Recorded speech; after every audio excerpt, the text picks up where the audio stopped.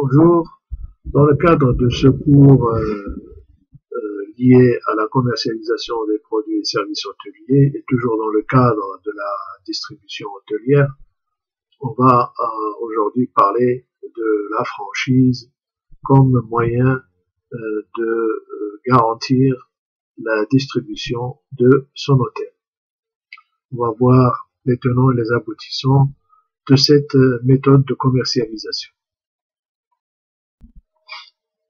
Alors, c'est quoi la franchise?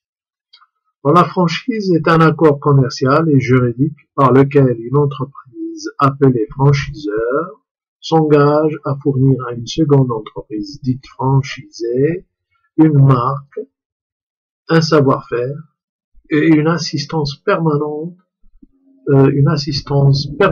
en contrepartie d'une rémunération. Donc, le terme franchise ne s'applique que si les trois conditions précédentes sont réunies. Donc, il existe de nombreux exemples de franchises en hôtellerie, en restauration, comme le cas de Starbucks, mondialement connu, McDonald's, Domino Pizza. En hôtellerie, on trouve le cas d'Accor, les images de la première diapo, on en trouve vous avez remarqué le nom de Ramada, hein, qui va faire l'objet de l'étude de cas d'un hôtel ici à Fès. Et puis vous avez aussi Sheraton, Holiday, ainsi de suite. Donc, et puis toutes les marques d'Accor, comme Ibis, Budget, et Ibis, Novotel, tous ces noms-là font l'objet de la franchise hôtelière.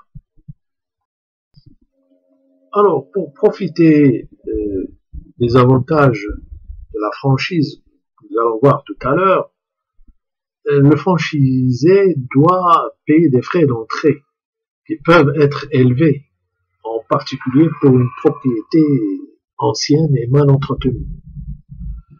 Et il faut aussi tenir compte de frais qu'il va falloir payer à la fin de l'année ou durant l'année et qui dans le cadre de la franchise qui sont nommés parfois redevances de franchise. Alors, premier exemple moderne de franchise hôtelière trouve ses origines en Amérique. En 1954, Holiday Inn, la fameuse chaîne américaine hôtelière, a lancé son système de franchise. Cependant, le premier exemple de toute forme de franchise dans l'hôtellerie s'est probablement produit en 1907, lorsque César Ritz, le fameux propriétaire de la chaîne Ritz-Carlton, a accordé l'utilisation de son nom commercial à des hôtels à New York, Boston, Montréal, Lisbonne et Barcelone.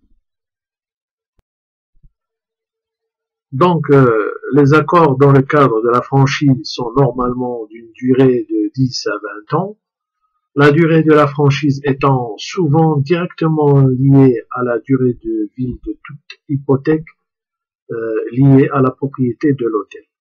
Donc, on verra tout à l'heure dans le cas pratique, un ancien propriétaire koweïtien de l'hôtel Ramada à Fès a cédé l'hôtel à un autre propriétaire qui est le groupe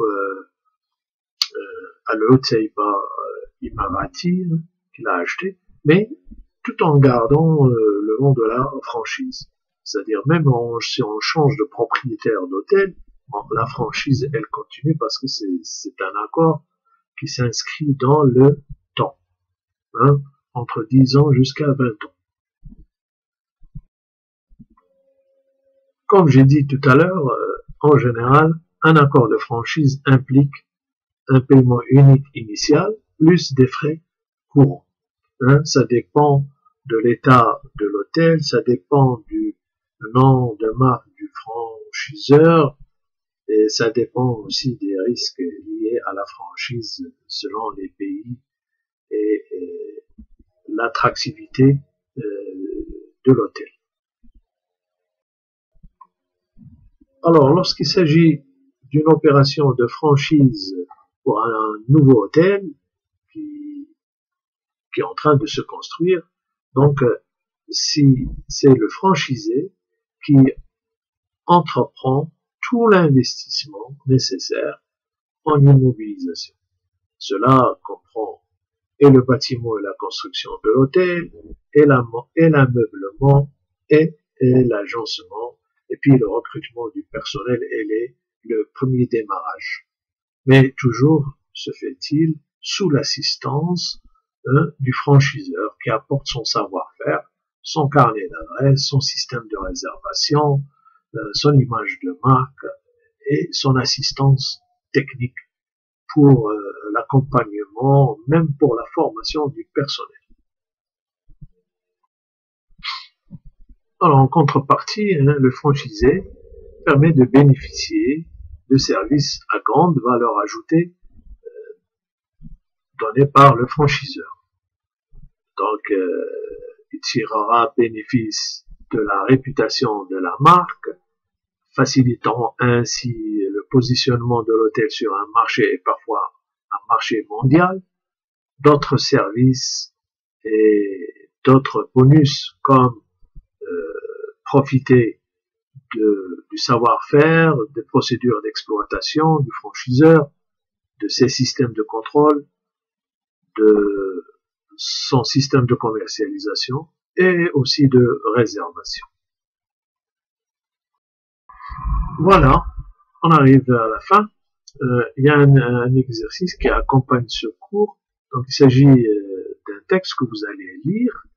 Et il y a une question où j'ai posé une seule question. Il s'agit d'identifier qui est le franchiseur et qui est le franchisé dans le cadre d'une passation, d'une cession de propriété entre deux groupes, Koweïtiens et Imarati, d'un hôtel qui se trouve à Fès. Donc, je vous souhaite bonne lecture.